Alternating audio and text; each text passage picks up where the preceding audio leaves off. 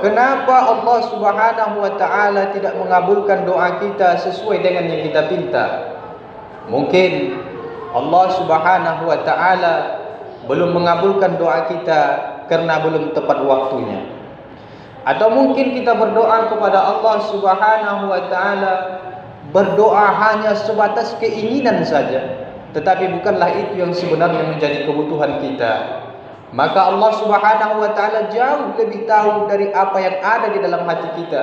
Karena kita kadang berdoa kepada Allah meminta sesuai dengan keinginan hawa dan nafsu kita. Andai itu dikabulkan oleh Allah Subhanahu wa taala, maka mungkin hal-hal yang tidak kita inginkan bisa terjadi dalam kehidupan kita.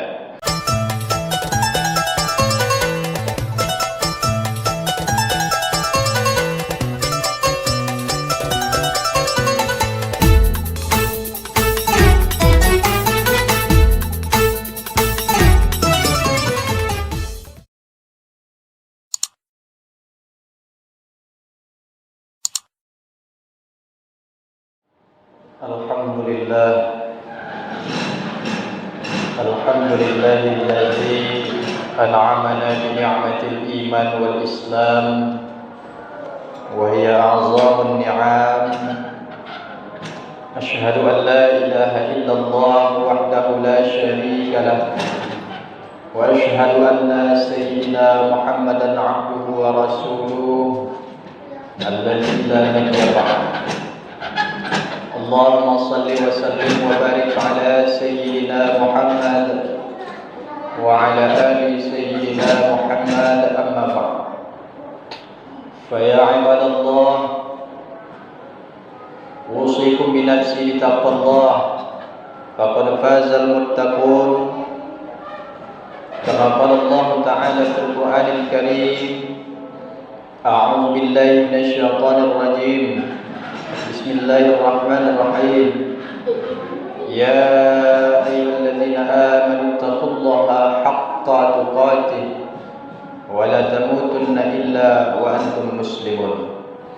Wa qala ta'ala fi ayatin ukhra, wa idza sa'alaka 'ibadi 'anni fa inni qarib ujibu da'watad da'i idza da'an falyastajibu li wal yu'minu bi la'allahum yarshudun. ثم قال رسول الله صلى الله عليه وسلم في كتابه الحديث اتق الله حيثما كنت. صدق الله العظيم وصدق رسوله النبي الكريم ونحن على ذلك من الشاهدين والشاكرين والحمد لله رب العالمين. Adapun judul khutbah Jumat kita pada hari yang mulia ini, sebagaimana yang telah ditetapkan oleh Majelis Dakwah Islamiyah Kota Pekanbaru, yaitu doa senjata orang mukmin. Saudara-saudaraku yang dirahmati Allah, bahwa di dalam Islam selain kita beribadah sebagaimana yang telah ditentukan, maka di sisi lain Allah Subhanahu wa taala juga memerintahkan kepada kita, yaitu untuk berdoa kepadanya. Saudara-saudaraku, apa yang disebut dengan doa? Apa itu doa? Doa itu adalah suatu permohonan, suatu perhimpunan dari seorang makhluk kepada Sang Khalik. Artinya manusia, kita hamba Allah, diperintahkan oleh Allah Subhanahu wa taala untuk berdoa kepada Allah. Maka saudara-saudaraku yang dirahmati Allah, yang sifatnya datang dari bawah menuju ke atas, itulah yang disebut dengan doa. Sementara yang sifatnya datang dari atas turun ke bawah disebut dengan amar atau perintah.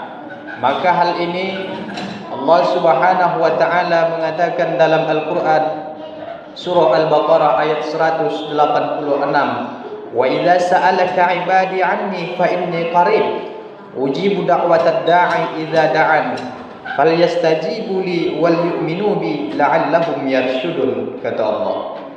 Allah memerintahkan kepada kita dalam Al-Qur'an, wa idza sa'alaka 'ibadi 'anni fa inni qarib. Kalau seandainya ada umatku bertanya, hambaku bertanya kepadaku tentang aku, kata Allah, maka katakanlah sesungguhnya aku qarib, yaitu dekat. Saudara-saudara, di lanjutan ayat tersebut Allah memerintahkan, ujibu da'watad da'i idza da'an. Maka hendaklah kamu hamba-hambaku berdoa memohon kepadaku, niscaya aku akan mengkabulkannya. Maka di lanjutan ayat tersebut, falyastajibu li. Maka hendaklah mereka menjalankan perintah-perintahku, kata Allah Subhanahu wa taala, wal yu'minu bi, dan berimanlah mereka kepadaku, la'allahum yarshudun. Mudah-mudahan mereka berada di jalan yang benar. Saudara-saudara, bahwa kita lihat dari teks ayat yang telah kami bacakan tadi dalam Quran surah Al-Baqarah ayat 186, bahwa kata Allah, ketika hambanya berdoa maka Allah akan mengkabulkannya. Tetapi yang perlu kita garis bawahi dalam kehidupan kita, falyastajibu li, maka hendaklah mereka mengerjakan apa yang telah kuperintahkan, kata Allah. Sebab kadang-kadang saudara-saudaraku, di dalam kehidupan nyata kita hari ini, bahwa banyak fakta yang telah membuktikan kadang-kadang ada di antara saudara kita yang berbicara atau menyampaikan keluhan-keluhannya kepada kita, dan bahkan ada yang pandai tahu mengerti tentang ayat Allah Subhanahu wa taala ini, bahwa ketika kita berdoa Allah akan kabulkan. Tapi tak jarang kita dengar di telinga kita bahwa ada orang yang berdoa tetapi kok tidak dikabulkan Allah Subhanahu wa taala. Boleh menimpa siapa saja, sahabat kita, jiran tetangga kita, atau juga mungkin menimpa kepada diri kita. Maka ketika apa yang kita doakan, apa yang kita pinta kepada Allah Subhanahu wa taala yang mungkin bukan hari ini atau bahkan jauh sebelum hari ini, berpuluh-puluh tahun lamanya kita berdoa kepada Allah, namun Allah masih belum kabulkan kepada kita. Lantas apa yang harus sikap kita lakukan? Apakah kita menggerutu? Apakah kita mengatakan bahwa Allah Subhanahu wa taala itu tidak adil? Allah Subhanahu wa taala tidak benar dengan firman-Nya yang di dalam Al-Qur'an surah Al-Baqarah tersebut? Maka jawabannya tidak. Allah Subhanahu wa taala sesuai dengan apa yang telah Dia janjikan kepada kita. Allah Subhanahu wa taala memerintahkan kepada kita untuk berdoa. Namun dalam doa kita Allah tidak kabulkan, maka kita harus introspeksi diri. Adakah sabarnya kita hari ini sama seperti sabarnya Nabi Ibrahim alaihissalam? Nabi Ibrahim alaihissalam berdoa kepada Allah Subhanahu wa taala selama 86 tahun lamanya. Dan doa itu terus ia panjatkan istiqamah kepada Allah Subhanahu wa taala, tidak pernah ia mengeluh. Rabbi habli minas shalihin, ya Allah berikanlah aku keturunan atau anak yang soleh. Maka kalau kita lihat dari sisi ini, bahwa Nabi Allah saja Allah uji dengan kesabaran, tetapi apakah dalam kesabaran itu masih tetap istiqomah mau berdoa kepada Allah Subhanahu wa taala? Saudara-saudara, andai saja hari ini mungkin belum dikabulkan Allah doa-doa yang kita panjatkan, kita introspeksi diri kita, kita kuatkan kesabaran dalam hati kita, sebab kesabaran kita belum melebihi daripada sabarnya para nabi-nabi Allah. Sedangkan Nabi saja diuji oleh Allah, lalu bagaimana dengan kita hambanya? Saudara-saudaraku yang dirahmati Allah, untuk itu saudara-saudaraku, perlu kita ketahui bahwa kenapa Allah Subhanahu wa taala tidak mengabulkan doa kita sesuai dengan yang kita pinta. Mungkin Allah Subhanahu wa taala belum mengabulkan doa kita karena belum tepat waktunya. Atau mungkin kita berdoa kepada Allah Subhanahu wa taala, berdoa hanya sebatas keinginan saja, tetapi bukanlah itu yang sebenarnya menjadi kebutuhan kita. Maka Allah Subhanahu wa taala jauh lebih tahu dari apa yang ada di dalam hati kita. Karena kita kadang berdoa kepada Allah meminta sesuai dengan keinginan hawa dan nafsu kita. Andai itu dikabulkan oleh Allah Subhanahu wa taala, maka mungkin hal-hal yang tidak kita inginkan bisa terjadi dalam kehidupan kita. Bagaimana tidak, contoh sudah ada diberikan Allah, seperti Sa'labah yang dahulunya hidup miskin. Ketika dalam kemiskinan, taatnya kepada Allah Subhanahu wa taala sangat luar biasa. Tapi oleh karena itu ia memintakan kepada Rasulullah agar didoakan oleh Allah agar diberikan kepadanya harta yang berlimpah ruah dengan alasan agar bisa lebih nyaman, agar bisa lebih tenang, agar bisa lebih dekat beribadah kepada Allah Subhanahu wa taala. Tapi apa yang terjadi? Karena yang dia minta hanya dengan keinginan bukan kebutuhan, Allah Subhanahu wa taala mengabulkan doanya melalui perantara Rasulullah sallallahu alaihi wasallam. Apa yang terjadi saudara-saudaraku? Ketika Sa'labah diberikan Allah rezeki yang melimpah ruah, yang dahulunya taat ibadah kepada Allah, yang dulunya aktif salat berjamaah di masjid bersama Rasulullah, yang dulunya sering aktif dalam bersosial kepada masyarakat yang ada di sekitarnya, tetapi oleh karena kekayaan yang ia miliki tadi, ia tidak memiliki banyak waktu kepada Allah. Ia tidak banyak memiliki waktu untuk mendekatkan diri kepada Allah Subhanahu wa taala, bersosial kepada antar sesamanya, disibukkan oleh karena sibuk dengan harta yang ia miliki tersebut.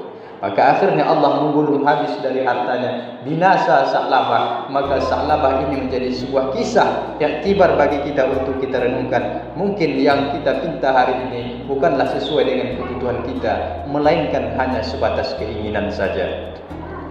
Saudara-saudaraku yang dirahmati Allah, kemudian banyak lain kisah-kisah seperti Fir'aun yang kekayaannya tidak ada yang dapat menandinginya, sehingga dengan kekayaan tersebut menjadikan ia kafir kepada Allah Subhanahu wa taala.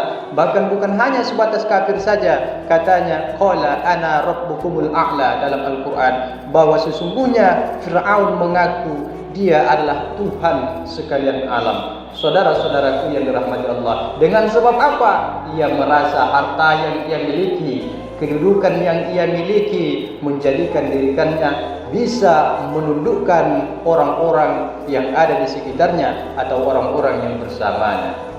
Saudara-saudaraku yang dirahmati Allah Subhanahu wa taala, untuk itu bersabarlah jika doa ini belum dikabulkan Allah. Kemudian yang perlu kita ketahui, introspeksi bagi diri kita.